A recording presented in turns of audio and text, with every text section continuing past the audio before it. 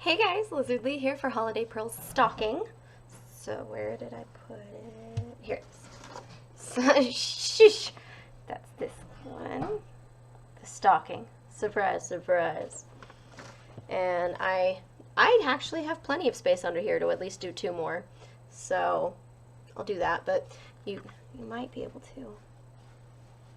Maybe not. Oh, right there. You can see where it had previously been wrapped around the frame.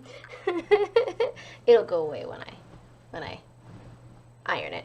But they're all the completed ones so far. It is 10:21. I'm starting really late. It was really freaking dark. It hit like 9 a.m. and I was getting ready to go, and then I was like, it's still really dark. I know. So then I painted my nails, so they're blue now. Love you, handsome man. Love you, dear. Love you more. With your blue nails. Blue is perfect. Okay, so I'm gonna get to cross-stitching, yay! Alrighty, so David and I recently finished season 2 of The Boys on Amazon. And this is not a show I would recommend to many people. It has very many scenes, and there's gore, and there's a lot of stuff, you guys. I mean, it's interesting. It's superheroes done realistically, and Yeah. I mean, like, if they were okay. So I feel like if suddenly people in America, at the very least, because that is what the show focuses on, if people suddenly got superpowers or were raised with superpowers, I don't think there's a guarantee they would be the good people that we see in DC. Yeah. But at the same time, like, I do feel this is definitely very cynical, even for that. Like, I do, you know, yeah. obviously, because they're getting away with it too, and they're pretending to be the hero. But yeah, no, it is a realistic take. Like, yeah, I don't think it's a spoiler. Well, I don't know. One of the superheroes that is in the Seven, which is essentially the Justice League, is like one of the worst human beings in existence, in my opinion. I do not think that is a good person at all. No. And said person gets away with a lot. Mm-hmm. Like, there will be newscasters, and another superhero will come by, and this one will just say something under their breath. And I'm just like, I feel like one of those cameras had to have picked that up. I feel like someone's microphone would have heard that, and they would have been like, this person said, we were all a bunch of this is interesting. But, yeah, like, the worst that happened was said person was caught on camera, and it was very bad for a little while. And then PR, made it look better. Yep. I don't want to spoil it too much. I mean, to be but fair, I don't know. Like, so first of all, the setting is, as you kind of already said, like, realistic take on superheroes. They're pretty much kind of... The Justice League. Oh my god, that's awful. They're kind of, well, they're basically, I guess you could say, mass-produced, in a sense, in the sense that, like, kind of like how Disney has a monopoly on Disney animations. One company has a monopoly on pretty much all the superheroes, and that, like, if you're a superhero, you work for them. Mm-hmm, yeah.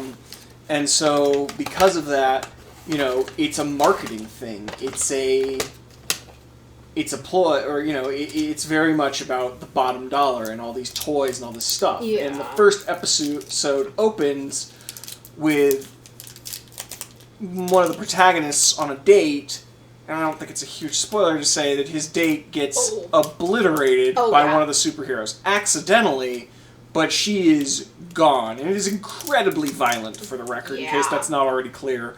And also very disturbing as well, so if any of that content bothers you, do not watch. But yeah, she gets obliterated, and they just sort of play it off as like, oh, well, accidents happen, she shouldn't have been standing there, blah, blah, blah. Here's $45,000. Yeah, that's what she's worth. So that's kind of the kickoff for the whole show, is that these people are not good people. They are at best narcissistic hedonists and at worst outright psychopaths. Mm-hmm. And it sort of goes from there. So I think the interesting... So when I saw the first season, because I'd already seen the first season and then I caught you up on it and we watched the second season together, I read the comic. And the comic is, I think, not very good, because the comic just revels in the shock value of it all. Like, let's make it as gross and as disgusting and as horrible as possible, and everyone is just rock bottom terrible, and shock value, shock value, shock value. And while it is interesting to actually see someone have a darker take on superheroes and whatnot, the comic is almost a parody of itself in that sense. We're like, well, gee, we just met someone new. What's the worst possible thing they could do? You know, there it is. So the show does a better job of making these people feel human. They're not good people, but they are human. Like, A-Train, I feel like, is a very believable character. Oh, absolutely. He's not the worst person in the world, but he's sure as hell not a good guy. Yeah, he is not. He is the Flash character, and he's not as nice as Flash. No, that's putting it very lightly, yes. Like, okay, I was not a fan of his at the start. Yeah. But around, like, season 2, I was like, okay, like, I'm understanding his character more. I don't hate him. I don't love him. But, like, I he's did support him. understandable. He made good decisions at certain points. I mean, he also made some really horrible... Oh, yes, he did. I agree with that. But, I mean, he got that envelope that kick-started everything. For very selfish reasons, but yeah. True. Yeah. Like, he is about him at the end of the day. He is very selfish, which makes him feel realistic, which helps me like him. Because, I think that's the main thing, is that even though some of these people are all lunatics, one of the worst ones, I think, is actually one of the most interesting characters, because they make him believable. Like, I don't want to say, like, you can empathize with him in the sense that you can understand what he's feeling. You don't necessarily feel bad for him, but rather than just being a murderous, crazy lunatic, there's some very real damage that occurred to him as a child that is a huge portion of why he's a murderous lunatic. It's sort of like very much about like how much of this is this person's upbringing was just jacked, and it doesn't make them sympathetic. You're not supposed to like, well, he's doing horrible things, but oh, it's such a shame because of his childhood. Like he's way past the point where that's okay. But even then, like you can sort of see, like there are certain events that occur, especially in season 2, where I'm like, it's kind of weird because you have to wonder, like, man, if this just played out and there weren't other influences going on, would this be the thing that would maybe at least sort of redeem him towards being a better person? He could never be redeemed or forgiven for what he's done, but, like, would that be enough of fixing his damage to where he might maybe at least gravitate towards being a normal person? Mm-hmm. But, of course, that doesn't even happen. Yeah. But, like, there are definitely scenes where they play with that idea, and I think that's really good writing. That's how you do a good villain, is giving them depth like that. Every time you see his character reacting to things, it's conveying damage about him that I think is really fascinating. As he does horrifying stuff. Oh, absolutely. Yeah. Really, really disturbing. Like the worst stuff of any of the heroes, I think. Probably true. Yeah. There's maybe a few contenders, but yeah. I think he's... All the air quotes good guys, for the record, are not really great people either, is a big point. Like, the main character is a bit of a wet noodle, so to speak, and even he is not a wonderful person, but he's kind of the conscience of the group, I suppose. Like, the best kind of person you get outside of him is, like, you know, apathetic murderer? You know, with a cause and with reason, but there's definitely a lot of playing with, like, motivations such as upbringing, revenge, stuff like that, cycles of violence, all that fun stuff. I will say that while I like the second season better than the first season, I can't help but wonder if that's because I kept waiting for them to adopt certain things they did in the comic. Because while the comic did a lot of stupid stuff, I even just, like, summarized the end of it. I didn't bother to finish it. It has one or two really good ideas as far as character motivations go and, like, defining your character and statements about what it's doing. Again, trying not to spoil. And I don't think they're going to adopt those, but I kept waiting for them to pivot from, like, the sort of cliche stuff they were doing into that. So I think I enjoyed it more than I would have because I didn't get as annoyed that they did the really obvious thing every single time. Like, looking back at it, I'm a little more annoyed. Because there are a lot of scenes where, like, if I had never read the comic or seen anything else and just watched this, I'd be like, well, the most obvious, boring thing to have happen here is, they save the day, or so-and-so does this thing because that's what so-and-so wanted them to do. And that's exactly what they do. And the only reason I wasn't annoyed by that, as I probably am now, is because I was like, well, this is a misdirect, because what they're going to do is pivot into the comic where this person, rather than sort of taking the olive branch, is going to light it on fire and beat them to death with it. So there's a lot of really vague stuff to chew on, I suppose. I mean, we are like 10 minutes into the video, so if you're still listening, we can do spoilers now. Or at least, I don't know, I kind of want to talk about each of the superheroes. Yeah. So, Homelander is the Superman character. He can fly, he is incredibly powerful, he has laser eyes, and in the first episode, he is presented to be, like, the moral compass of the Seven. Like, he is the ultimate good guy. That's episode 1. So, Not even by the end of the episode. Yeah, well, okay, the beginning of it. Like, he is presented as, like, the Jesus character. Literally, the new girl on the Seven, Starlight, who is one of the actually morally good characters for the most part. She was my favorite character. I really liked her. Her and Huey were great. And Mother's Milk. I love Mother's Milk. But she literally said he was too much of a Jesus character for her. She was always a fan of the Deep, who is the Aquaman character. And I still don't know if he redeemed himself for what he did in the first episode. I don't think he has.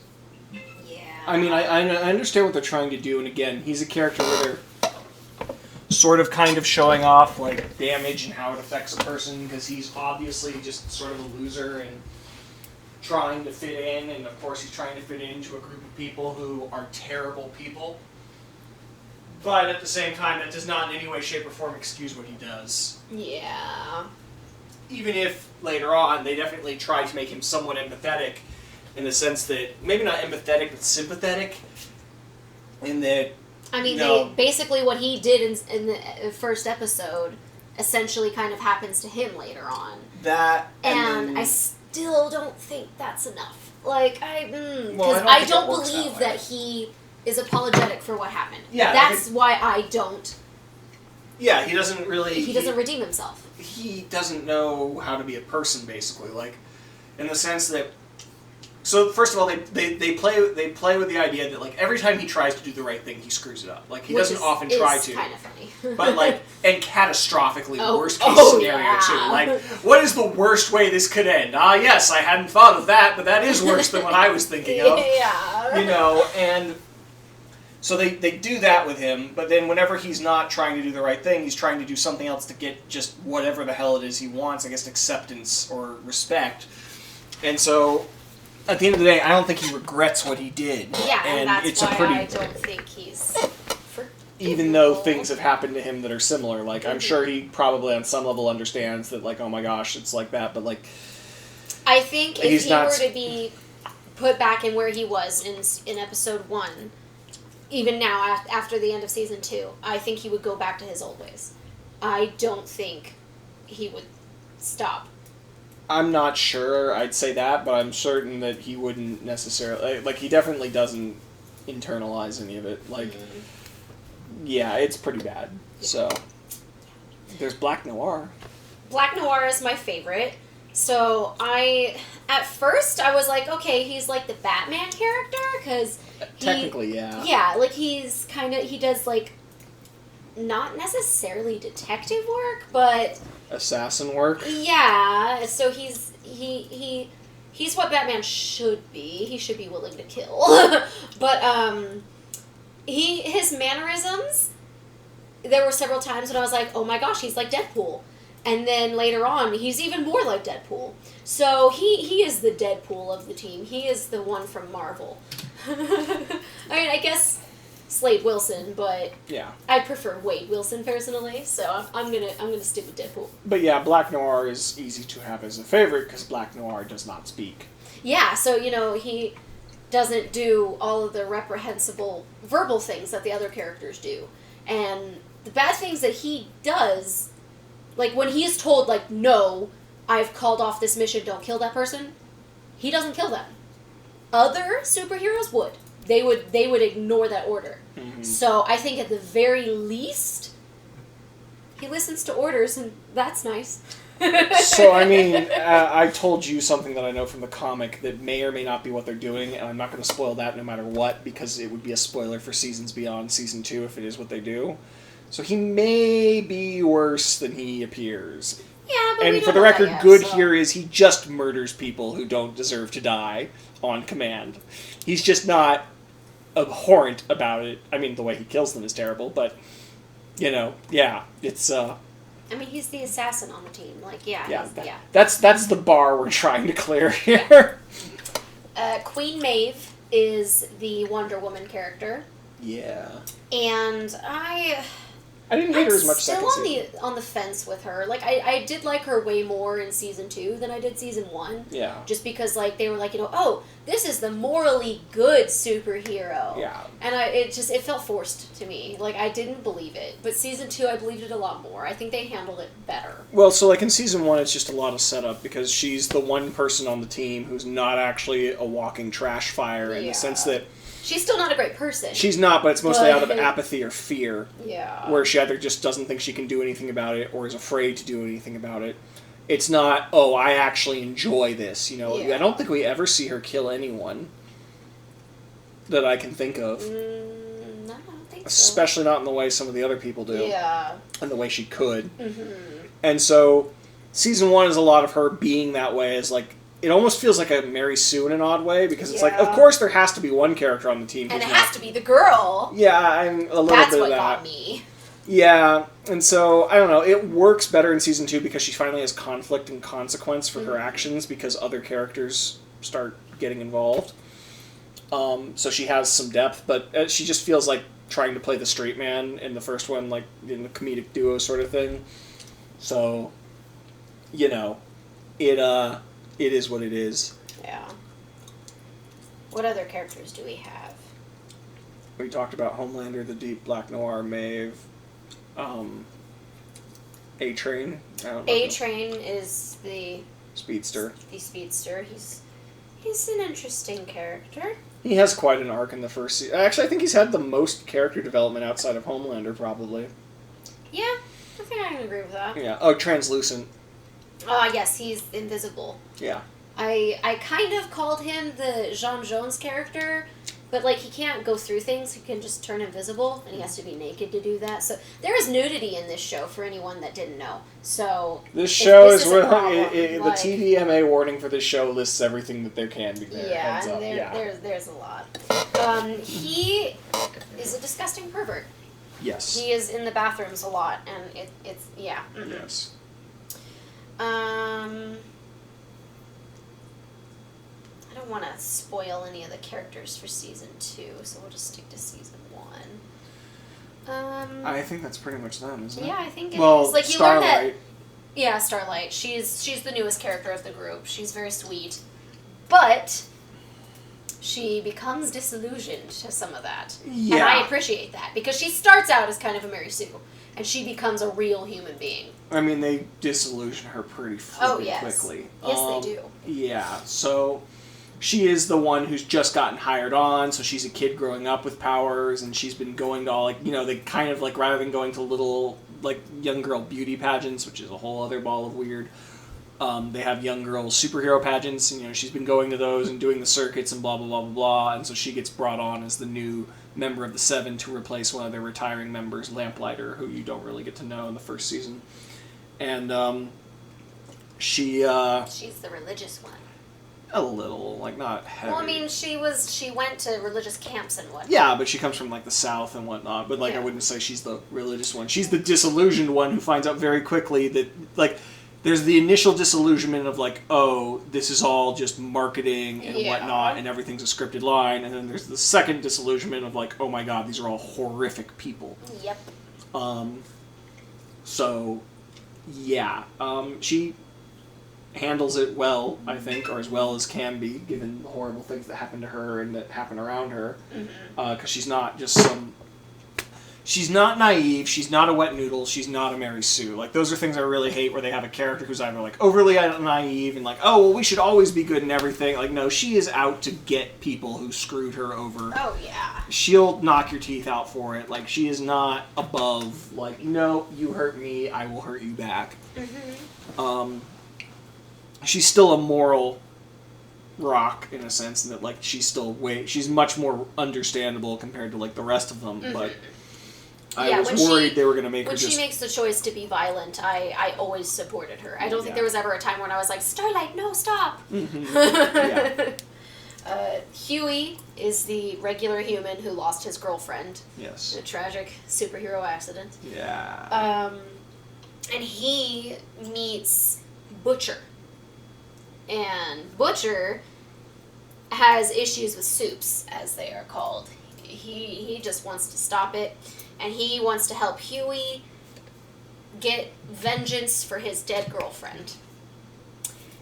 And he is he really hates soups. Like, he is a vengeance incarnate. He is willing to do anything. I mean, absolutely anything to get back at the soups that have wronged him. Yeah. Was it the first episode when they capture... Yeah. Yeah, it is the first episode? Yeah, that's how the episode ends. Oh, okay, yeah. So they capture Translucent in the first episode. And they're, trying... Sorry, Arthur's here. And they're trying to find a way to kill him. So, yes, he can turn invisible. Turns out he also has, like, diamond-like skin. Stronger than diamonds, actually. Yeah, he's basically also very, very hard to kill. Yeah, they make a material out of... it wasn't diamond. It was like carbon something. They made a bullet out of that same material, and it did not penetrate his skin. Yes. Like, he is impenetrable in the truest sense of the word. And yeah, he's a disgusting pervert, so when he was captured, I was like, all right! And that plays out in a very interesting way. I like how they handled that. Because the way it was resolved was not the way I initially expected, to say the least. Well, arguably, you guessed the way it was resolved, but yes. Yeah, but I was mostly saying that's what I wanted to happen, and so when it did happen, I was surprised, because I expected it to not be that way.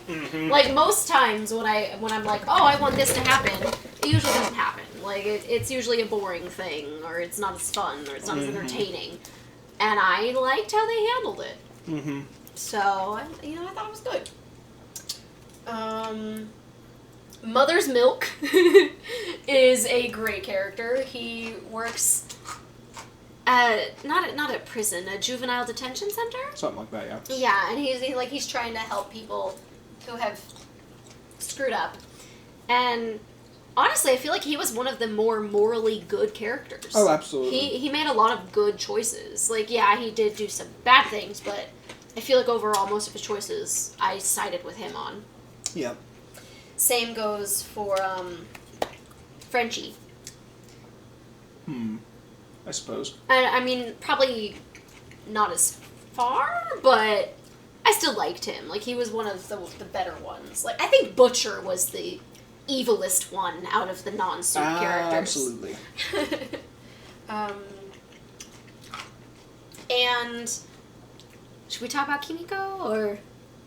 They eventually find Kimiko, who is a mute soup who is very, very strong. I compared her to X-23 from X-Men. It just initially, and then I learned that I was correct, and it was awesome.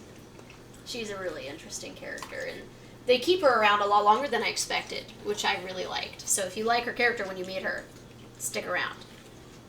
Okay, we're at the end, so I'm gonna go eat now. I hope you enjoyed this. And that is the end of Holiday Pearls Stalking. I got 3 hours and 31 minutes of footage. There it is. It's cute. I like it.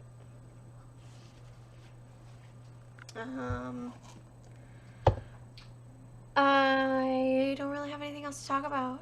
Do you have anything to add, Handsome? I like the book. I'm on part 2 of 5 for the Stormlight Archive? Yes. Is that what it's called? Yeah, by Brandon Sanderson. I'm almost done with part 2 at that as well. I'm enjoying it. There are definitely certain storylines I prefer way more than others. What's the girl's name? Shallon. Shallon. We haven't seen her in forever, and she's my favorite, so I'm like... We've been spending lots of time on. What? We've been spending lots of time on character names. Kaladin. I like Kaladin. And Dunce. I don't know. Dalinar. Dalinar, yeah. And his son. Yeah. That is my least favorite storyline, and yet that's the only one it feels like we're listening to at this point. And his son.